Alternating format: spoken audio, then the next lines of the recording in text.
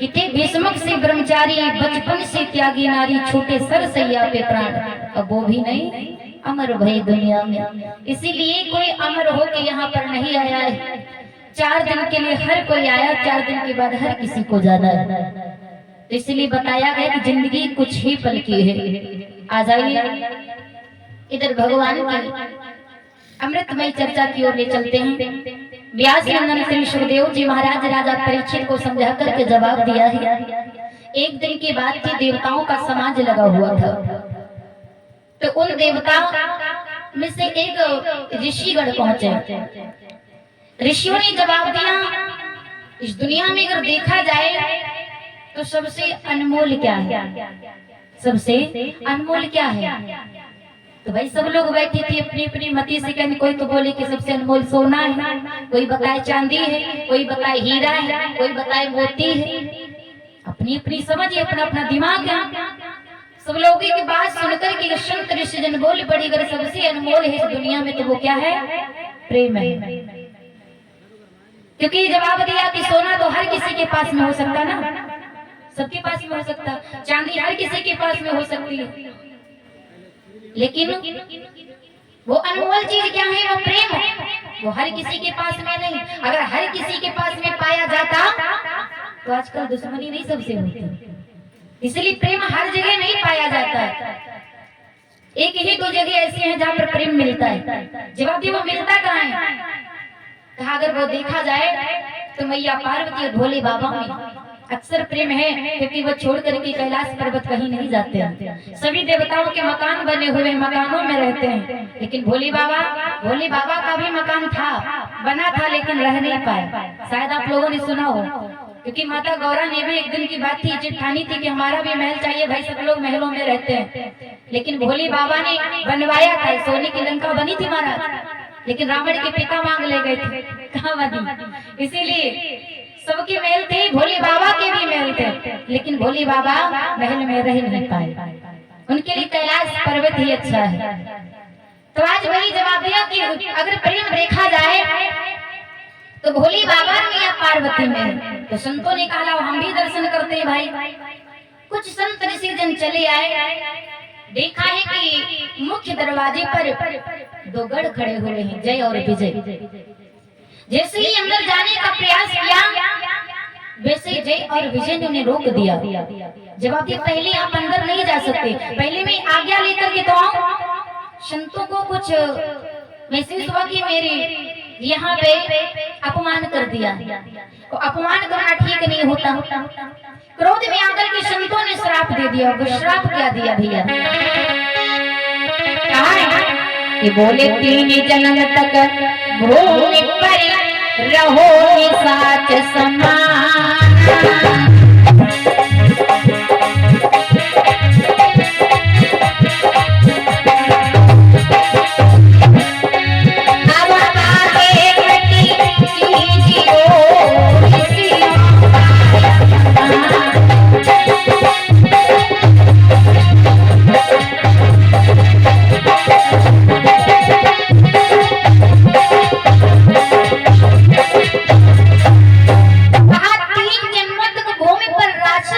बन करके रहो। 1 जन्म नहीं, 2 जन्म नहीं, बल्कि 3 जन्मों तक। जवाब दिया कि 3 जन्मों तक भूमि पर राक्षस के रूप में बन करके। जैसे श्राप सुना, संत जो थे जैसे ही देखा तो जय और विजय चरणों में गिर गए। मुझे क्षमा कर दीजिएगा, हमसे बहुत बड़ी भूल हो गई, ये अपना श्राप वापस ले लीजिएगा। संत बोले कुछ चीजें ऐसी हो सकती हैं जो जाकर के वापस नहीं होती। कहा कौन कौन? कहा प्रथम बार मुख से निकली हुई बोली, दूसरी बार बंदूक की गोली को पुनः वापस आ जा सकती है। तीसरे नंबर में कमान से निकला हुआ तीर, चौथे नंबर में दिया हुआ श्राप, ये वापस नहीं हो सकता। अगर ऐसा ही है तो इसमें कुछ बदलाव हो सकता है। का बदलाव ये है, और बताया है क्या कि बोले तुम साथ हो के मगरी हो के तेज निधान।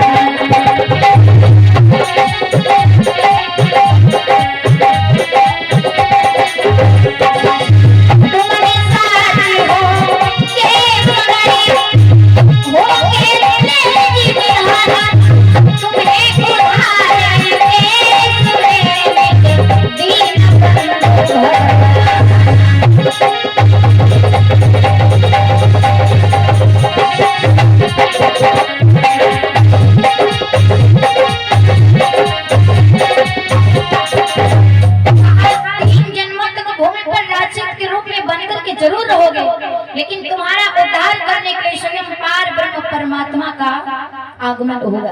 इतना कहकर के संत ऋषिगण चले गए। इधर वही जय और विजय रीति और आरती के गर्भ से जन्म लेते हैं। नाम में संस्कार करवाया गया तो इन्हीं का नाम, एक का नाम हिरणाक्ष पड़ गया और दूसरे का नाम हिरण्यकश्यप, क्योंकि हिरणाक्ष ने पृथ्वी को बहुत प्रताड़ित किया तो भगवान ने 101 व्रत रखने के पश्चात शिव का रूप धारण करके हिरणाक्ष का वध कर दिया। लोगों का मत है कि वध करते लेकिन भगवान उद्धार करते, वध किसी का नहीं करते। आज ये खबर हिरण्याकश्यप को मालूम पड़ी तो हिरण्याकश्यप वहां से चल देता है कि भाई मेरा भाई देवताओं के द्वारा मारा गया। और जैसे इतना सुनता है तो भगवान से बदला लेने के लिए उपाय सोचने लगा। कहते आजकल इंसान से इंसान बदला ले नहीं पाता और वो कहा भगवान से बदला लेने के लिए उपाय सोच रहा है। आज वही हिरण्याकश्यप चल देता है कि भाई का मरना सुनते ही अरे भाई का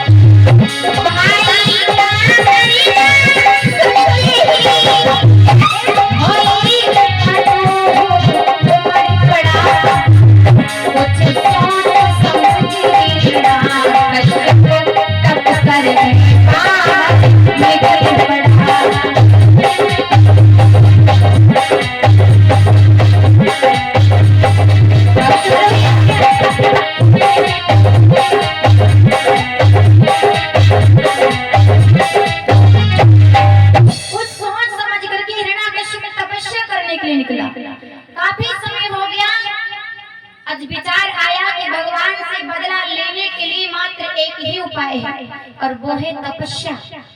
अगर मैं तपस्या करूंगा भगवान प्रसन्न हो जाएंगे, कहेंगे कोई वरदान मांग लो तो मैं उन्हीं वरदानों में एक ऐसा वरदान मांगूंगा जिसमें से मैं अपने भाई से बदला ले सकूं, भैया का बदला ले सकूं। आज इतना सोच करके जैसे हिरण्याकश्यप तपस्या करने के लिए बैठता है, एक खबर बृहस्पति देव को मालूम पड़ी तो बृहस्पति देव ने पोते का रूप धारण किया और उसी वृक्ष की डाली के ऊपर बैठ गए जिस वृक्ष के नीचे हिरण्याकश्यप तपस्या कर रहा था।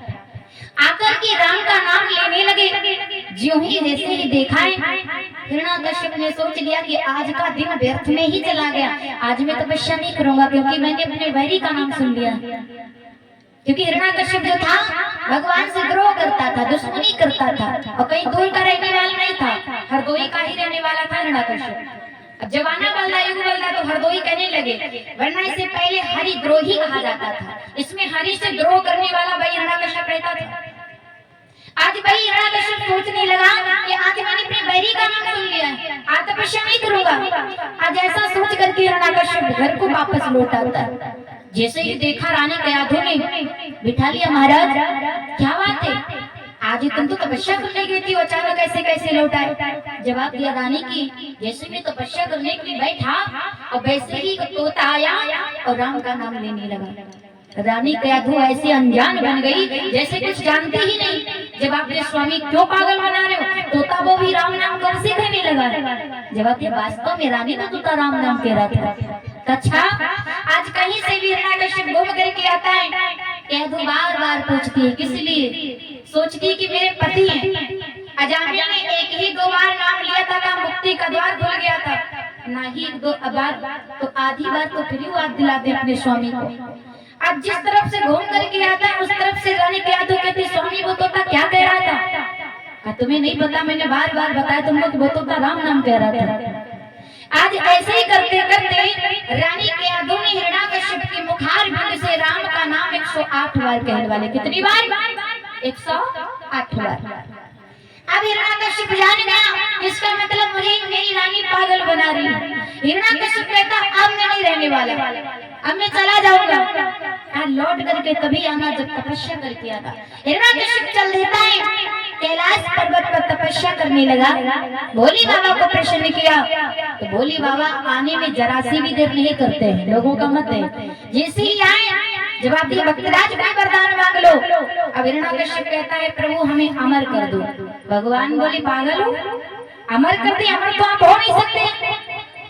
तो आज हिरण्याकश्यप ने ज्यों ही सुना कि मैं अमर नहीं हो सकता हिरण्यकश्यप बोला अगर अचानक अमर नहीं करोगे तो मैं घुमा फिरा करके मांग लूंगा, मांगूंगा जरूर जिसमें अमर हो जाओ। आज घुमा फिरा करके हिरण्यकश्यप मांगने लगा। कहा वरदान अगर देना है तो मैं ऐसे वरदान लूंगा जो आज तक आपने किसी को दिया ना हो और मैंने भी किसी से लिया ना हो। जवाब दिया बड़ा अजीब वक्त है भाई, आज वरदान ऐसे मांग रहा। जवाब दिया ठीक है मांगो क्या चाहिए। आज ये बोला है हिरण्यकश्यप सुनो प्रभु कि कुछ अधिक नहीं इतना दे दो, बोला है कि कुछ अधिक नहीं इतना दे दो, ऊपर न मरो नीचे न करो, अधिक नहीं इतना दे दो।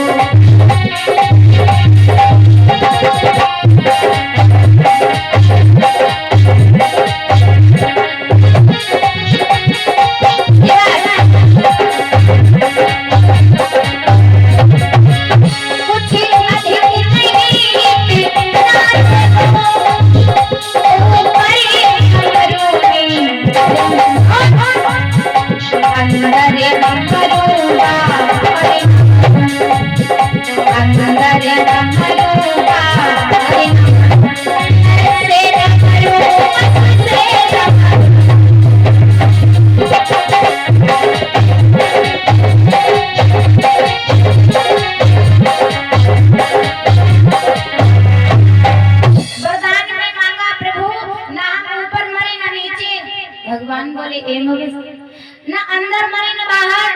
भगवान बोले बड़ा अजीब वरदान मांग रहा है, न नर से मरे न पशु से, न औजार से मरे न हथियार से।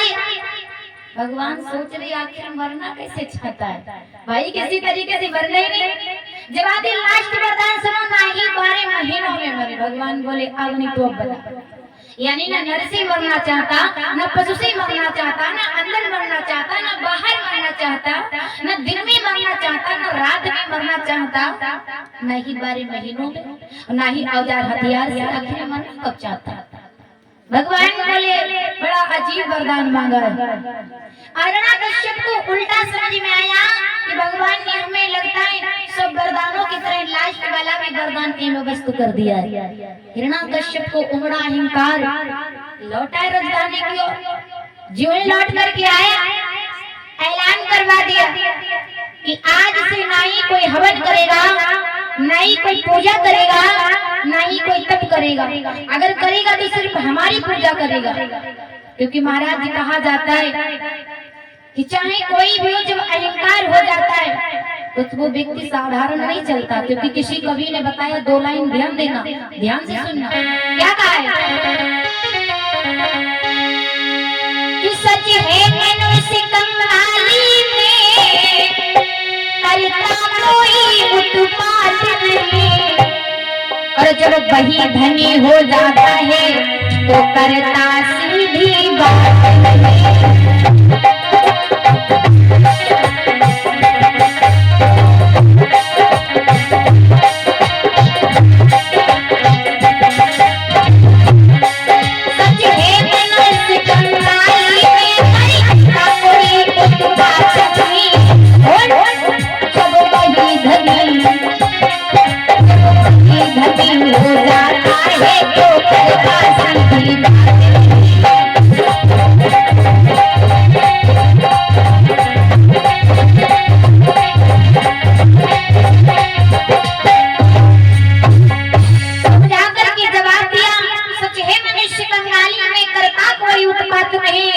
जब वही धनी हो जाता है तो करता सीधी बात नहीं। अगर मनुष्य गरीब हो, कंगाल हो, तो उसे 4 गाली दे दो, स्वीकार कर लेगा, कहेगा जाओ हम तुम्हारे हाथ जोड़ दे। अगर वही धनवान हो जाए तो महाराज कहेगा आओ पहले तुम्हें ही मार दे, उसके बाद देखा जाए।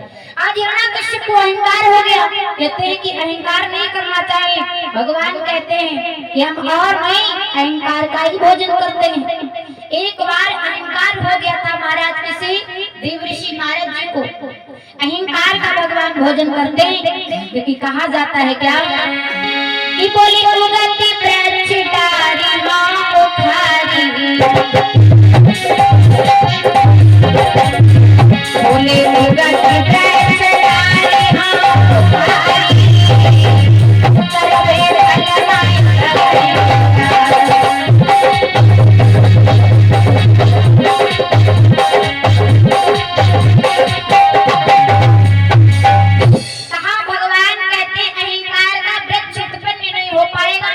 वैसे ही उखाड़ दूंगा। और जब जड़ नहीं होगी तो शाखाएं कहाँ से आएंगे, फल कहाँ से आएंगे? यानी ना रहेगा बांस ना बजेगी बांसुरी। बात खत्म। जब अहंकार का वृक्ष ही नहीं रहेगा जड़ से तो महाराज फल कहाँ से आएंगे? इसीलिए भगवान कहते कि अहंकार का ही भोजन करते, अहंकार नहीं करना चाहिए। आ जाइए, क्योंकि कहा जाता है कि महाराज हर किसी का ध्यान दे करके ही आगे चलना चाहिए। आज इस प्रकार से हिरण्याकश्यप प्रहलाद करवाता, अत्याचार करने लगा पापी दुराचारी। वही जब पाप फैलाने लगा पृथ्वी परेशान हो गई, भगवान से जाकर के जीव ही कहा तो आज भगवान कहते हैं मैं ही अपना परम भक्त भेजूंगा, लेकिन कुछ क्षणों में। आज उसी समय इधर बताया गया है क्या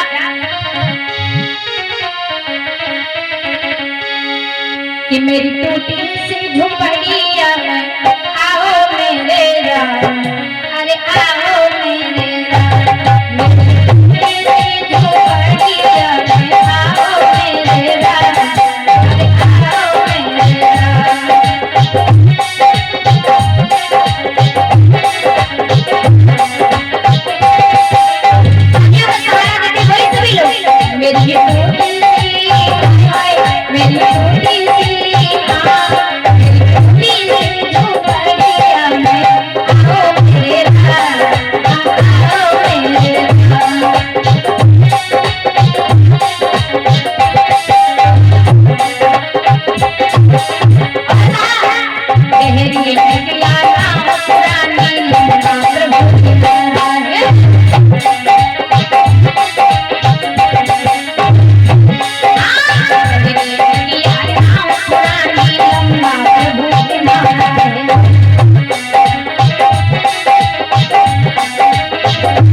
मेरी टूटी